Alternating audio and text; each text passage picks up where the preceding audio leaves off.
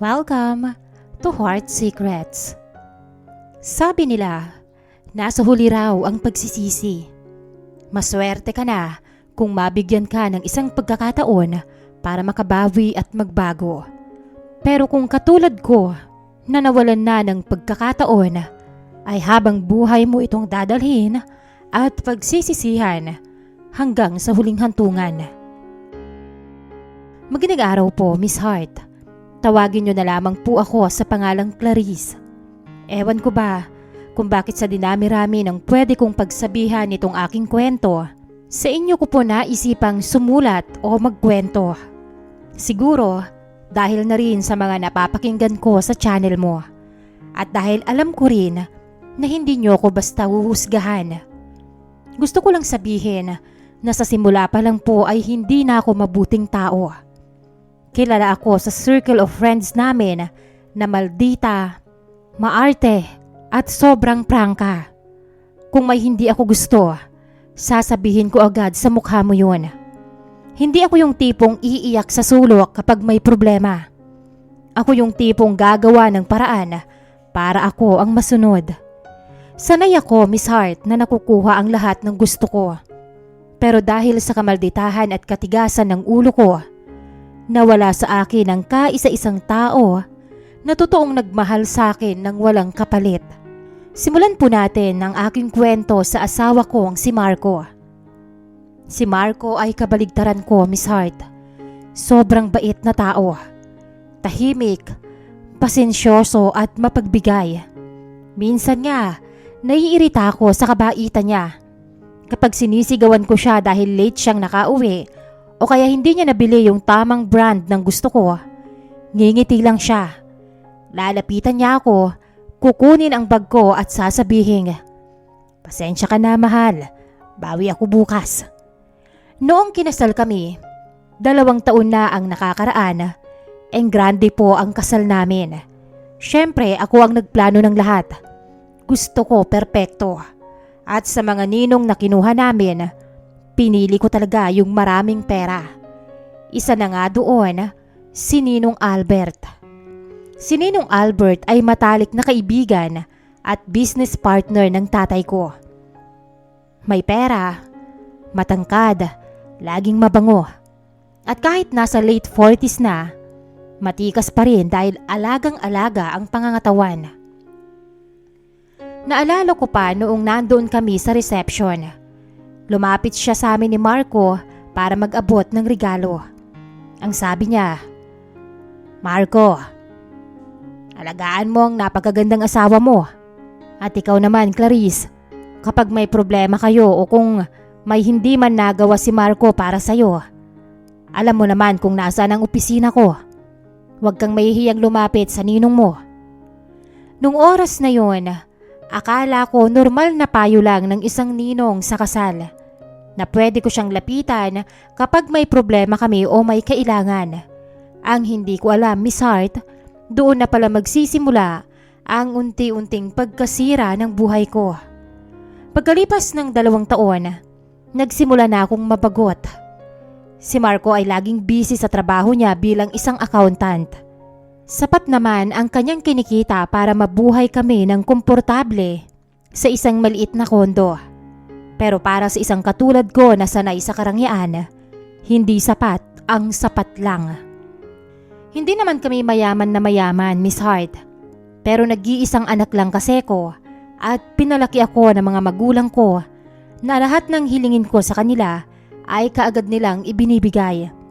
Kaya ang gusto ko ay matapatan yon ni Marco. Gusto ko ng mga mamahaling bag. Gusto kong kumain sa mga fine dining restaurant linggo-linggo. At gusto kong makapag-travel katulad ng nakikita ko sa mga post ng mga kaibigan ko. Kapag nagreklamo ko kay Marco, ang palagi niyang sagot, "Clarice, nag-iipon kasi tayo para sa bahay at para sa magiging anak natin. Konting tiis lang, ha?" Anong konting tiis? Nung dalaga ko, hindi ko kailangang magtiis, Marco. Pasensya ka na. Alam mo naman na naghihintay pa ako ng promotion ko sa trabaho. Hayaan mo, kapag nakuha ko na yon, magbabagyo tayo. Hindi ba pangarap mong mamitas ng strawberry doon? Marco naman, ilang taon na tayong kasal tapos dadalhin mo ako sa Baguio? Napakahina ko naman sa'yo niyan.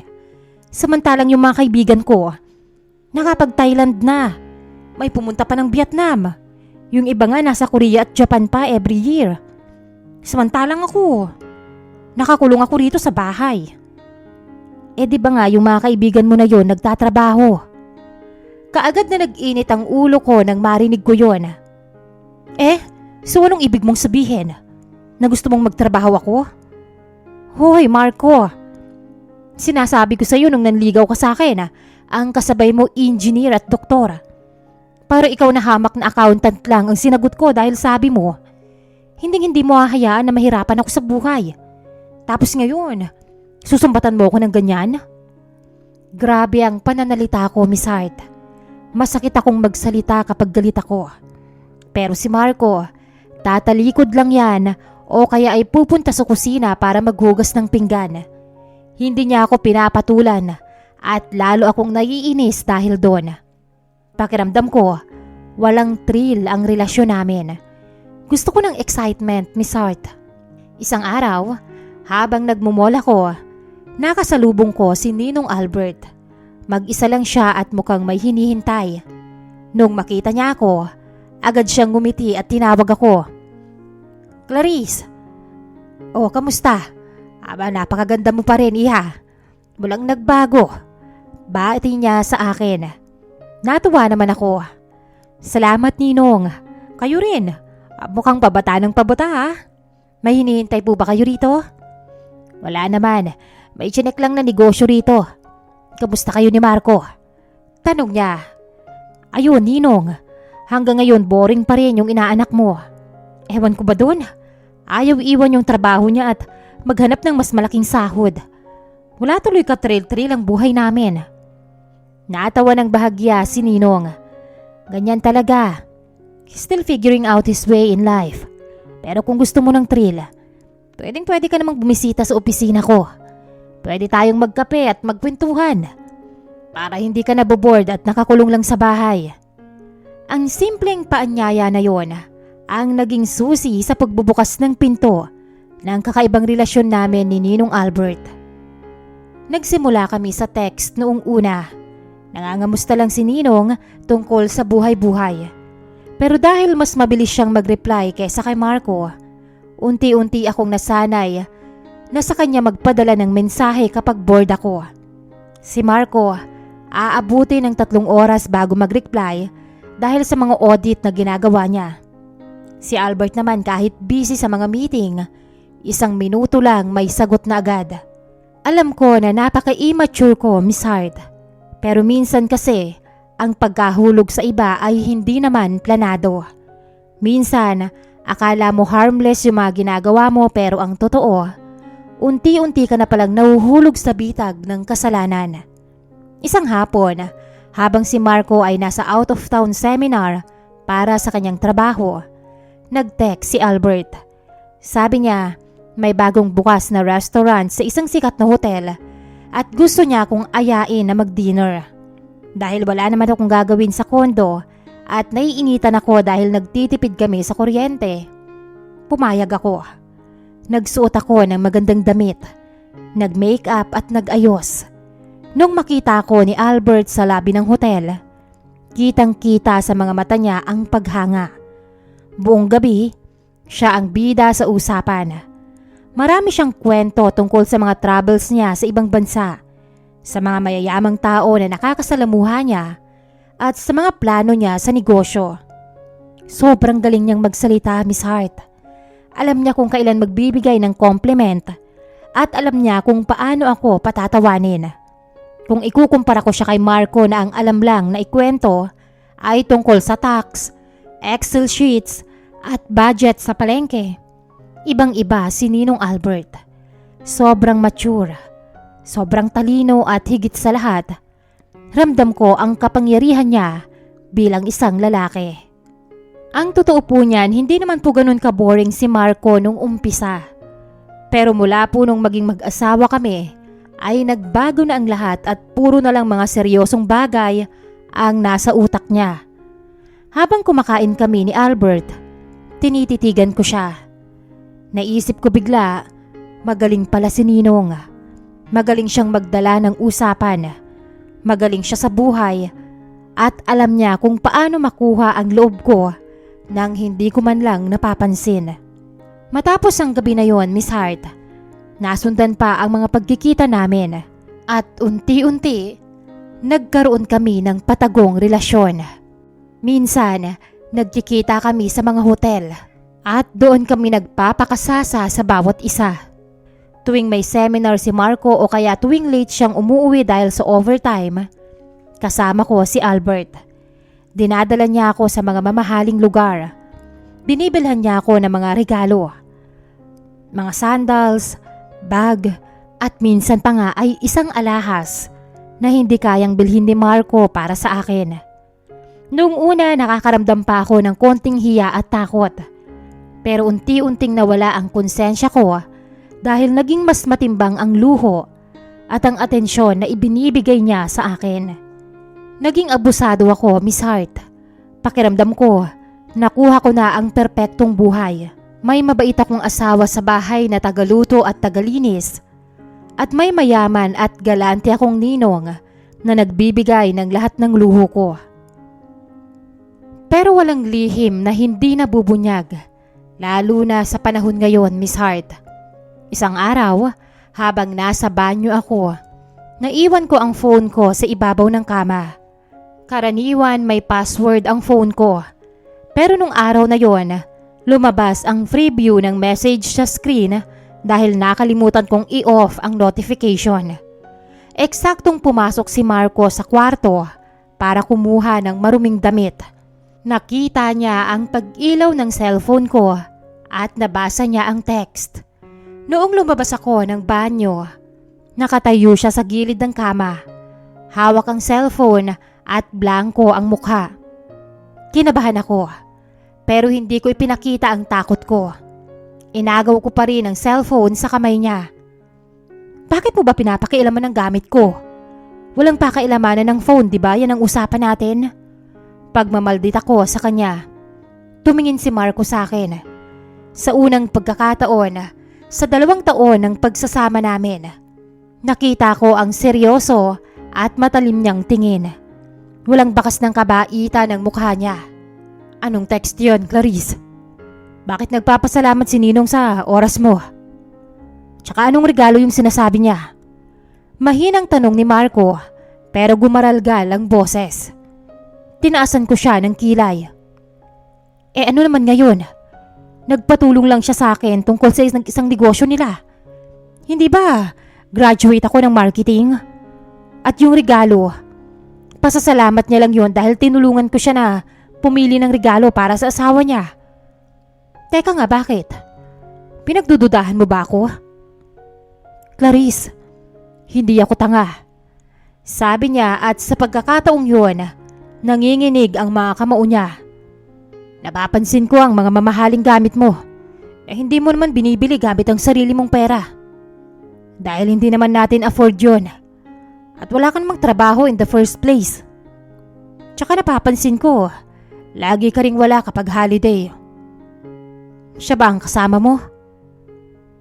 So, ano naman ngayon kung siya ang kasama ko? At least siya, may pera. Nabibigyan niya ako ng oras at halaga.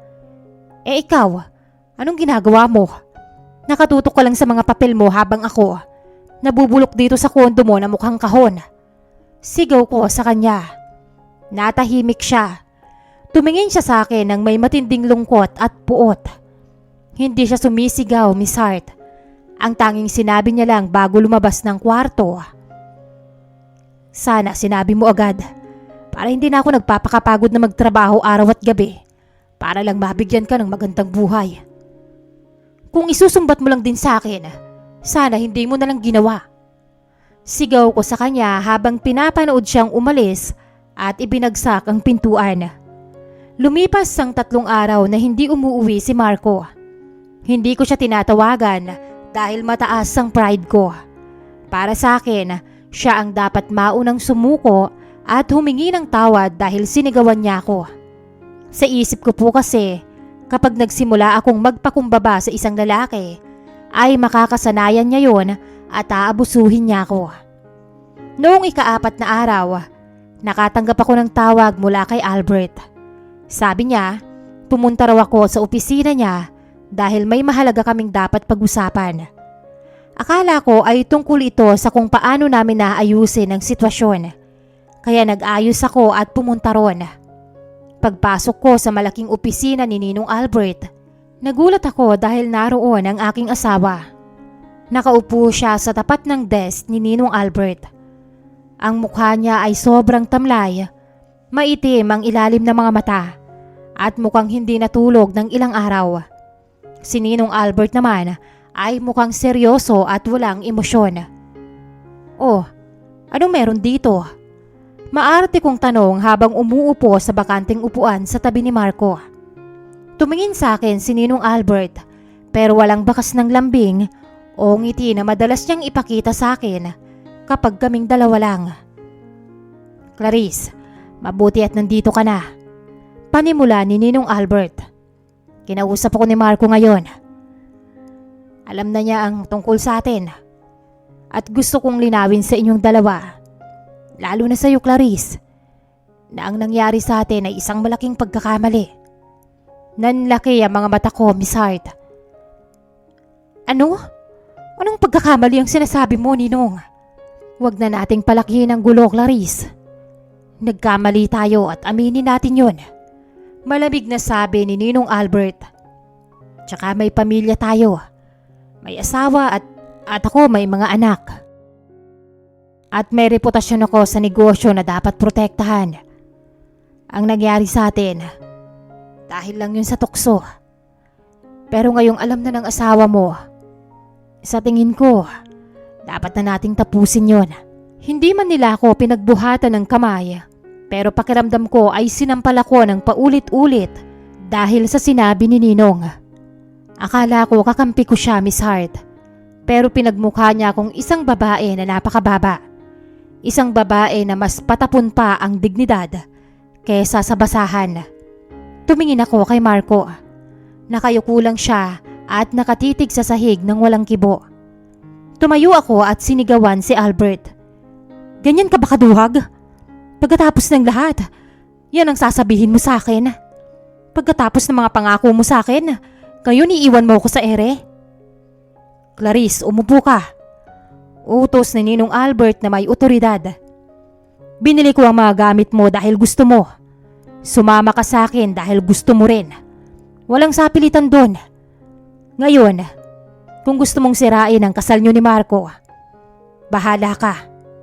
Mag-usap kayong mag-asawa. Ang nakakainis, Miss Hart, kung magsalita siya ay parang wala siyang ginawang masama, na para bang ako lang ang may kasalanan sa aming dalawa. Hindi ko na napigilan ang sarili ko. Umiyak ako sa galit at hiya. Sa harap ng asawa ko na niloko ko, ay itinapon ako ng lalaking ipinalit ko sa kanya. Biglang tumayo si Marco. Tumingin siya kay Ninong pagkatapos ay tumingin sa akin. Ang mga mata niya ay walang galit, kundi sakit at sama ng loob. Salamat sa pag-amin, Ninong. Sabi ni Marco na may hinanakit sa boses. Clarice, mag-usap tayo sa bahay. Kunin mo ang mga gamit mo doon. Napanganga ako sa sinabi niya, Miss Hart. Gusto ko pang magprotesta, pero mabilis siyang umalis at iniwan ako. Pagdating sa parking lot, sumakay siya sa lumang kotse namin. Sumakay din ako sa passenger seat kahit hindi niya ako pinapapasok. Marco, please. Magpapaliwanag ako. Kasalanan ko, alam ko. Nagpadala lang ako sa luho. Pero ikaw naman talaga ang mahal ko. Pagsisinungaling ko dahil sa takot na mawala ng matitirhan at ng taong mag-aalaga sa akin. Hindi sumasagot si Marco. Ini-start niya ang kotse at mabilis na nag-drive palabas ng parking lot.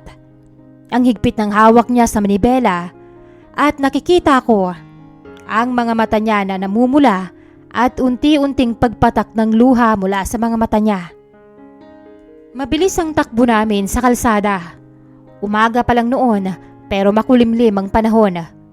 Sinubukan ko pa ring magsalita ng magsalita, gaya ng dati ay idinadaan ko siya sa pagiging maldita at pagiging mapilit ko. Marco, kausapin mo naman ako. Huwag mo nga akong tratuhin ng ganito.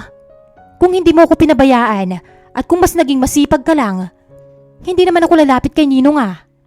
May kasalanan ka rin dito. Sigaw ko sa kanya.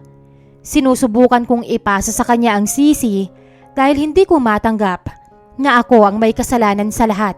Lumingon siya sa akin nang may matinding hinanakit. Ako pa ang may kasalanan, Clarice. Lahat ibinigay ko sa'yo. Kulang na lang ibenta ko ang sarili kong katawan para lang mabili ang mga gusto mo. Pero hindi ka naging basaya. Hindi na natapos ni Marco ang sasabihin niya, Miss Hart. Dahil sa paglingon niya sa akin at sa bilis ng takbo namin, hindi niya napansin ang isang malaking truck mula sa kabilang linya ng kalsada. Biglang sumalungat ang truck sa lane namin. Narinig ko na lang ang malakas na busina nito at ang sigaw ni Marco. Bago pa man magbanggaan ang dalawang sasakyan, ang huling ginawa ni Marco ay kinabig ang manibela pa kanan para ako ang mailigtas at siya ang malagay sa alanganin. Nagising ako sa ospital. May mga galos at pasa sa katawan pero ligtas ako. Ang unang tumambad sa akin ay ang nanay ko na umiiyak sa gilid ng kama. Mabilis nila akong inasikaso at kinamusta. Asaan si Marco? Tanong ko sa mahinang boses. Umiling ang nanay ko habang humahagulgol. Wala na si Marco, anak. Hindi niya kinayang operasyon sa ulo at dibdib. Ang totoo po niyan, Miss Hart, paggising ko pa lang, ramdam ko na kung ano talaga ang nangyari sa asawa ko. Hindi ko rin maipaliwanag kung paano nangyari yon, pero alam ko na sa pagkakataong yon ay tuluyan niya na akong iniwan. Dumating ang araw ng libing ni Marco. Maraming taong pumunta, mga kaibigan niya sa trabaho, mga kamag-anak namin. Si Ninong Albert, hindi siya nagpakita sa libing. Nagpadala lang siya ng bulaklak na may pangalan niya na akala mo isa siyang politiko. Doon ko tuluyang napatunayan kung gaano siya kawalang kwenta. Magaling lang siya kapag walang problema. Magaling lang siya sa kama at sa karangyaan. Pero sa oras ng totoong problema, napakalaki niyang duwag. Hanggang ngayon, Miss Hart, labis pa rin po ang pagsisisi ng puso ko. Kapag naikukwento ko sa iba ang mga nangyari sa amin, sabi nila ay parang tagpo raw sa pelikula. Lalo po akong nalulungkot kapag naririnig ko yon. Sana nga talaga ay isang pelikula lang yon. O kaya isang panaginip na pwede akong magising. Na pagkatapos ng mahabang tulog, ay nasa tabi ko pa rin si Marco. Pwede pa rin akong manghingi ng tawad sa kanya sa lahat ng ginawa kong hindi maganda. Sa ngayon po, Miss Hart, hindi ko pa rin po napapatawad ang sarili ko. Gabi-gabi pa rin akong nag-iisip na kasalanan ko ang nangyari sa asawa ko. Sana po ay magsilbing aral ito sa lahat. Na walang sigurado sa mundong ito na kailangan nating pahalagahan ang mga tao sa paligid natin at iparamdam natin sa kanila ang pagmamahal natin araw-araw. Maraming salamat po sa pagkakataong maibahagi ang aking kwento. Lubos na gumagalang, Clarice.